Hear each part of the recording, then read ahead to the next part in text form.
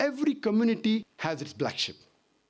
And I'm also aware that there are black sheep in the Muslim community. What does the media do? The media picks up the black sheep of the Muslim community and they portray as though they're exemplary Muslims. Because of this today, we find that most of the people think that Islam promotes terrorism. If you read the Quran, if you read the sayings of the Prophet, Islam amongst all the religions is at the foremost in condemning the killing of innocent human beings. And one such prey of the media, of these media tactics, was myself.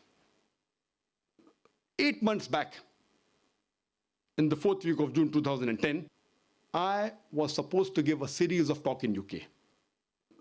I was supposed to give a talk in the Wembley Arena in Wembley, London, in LG Arena, NEC Birmingham, as well as Sheffield Arena in Sheffield.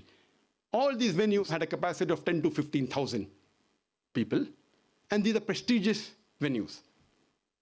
Just 3 weeks before my lecture tour, there was an article which came in one of the leading newspapers, that is Sunday Times. Sunday Times, it gave an article, Muslim preacher of hate let into Britain. And this article, it gave portions of my speeches, which were either quoted out of context or they were misquoted. And it portrayed me as a preacher of hate, a person who promotes terrorism. And the next couple of days, the same article was picked up, rehashed, and reprinted in many of the newspapers of UK. Not only newspapers of UK, but newspapers internationally, including the newspapers of India. Unfortunately, these articles inspired the Home Secretary of UK, Theresa May, to pass an exclusion order on the 16th of June 2010. After reading these articles and hearing some clips from the YouTube, which were again either out of context, and there were portions which were manipulated, based on these YouTube clips and the media report, the Home Secretary of UK, on 16th of June 2010, she passed an exclusion order against me.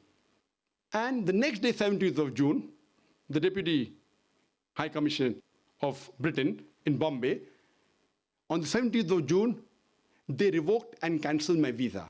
I had a valid 5 years multiple entry visa to UK, which was issued on the 15th of July 2008, valid till 15th of July 2013. I have been coming to UK since the past 20 years. I've come several times, and for lecture tours several times. I had a valid multiple entry 5 years visa, which had come twice before, in 2008, 2009, which was cancelled without giving me a fair hearing. I think this is an attack on freedom of expression as well as on human rights. Charles Farr, who is the Director General of the Office of Security and Counter-Terrorism, he was not in favor of this exclusion order. And he wanted me to reach to those Muslims who he felt the government could not reach. But the Home Secretary, ignoring the advice of her senior-most security advisor, she went ahead with the exclusion order. And later on, a few weeks later, she even suspended one of the advisors under Charles Farr who supported me. I personally have more faith in the judicial system rather than the political system of my country, India, as well as the country of UK.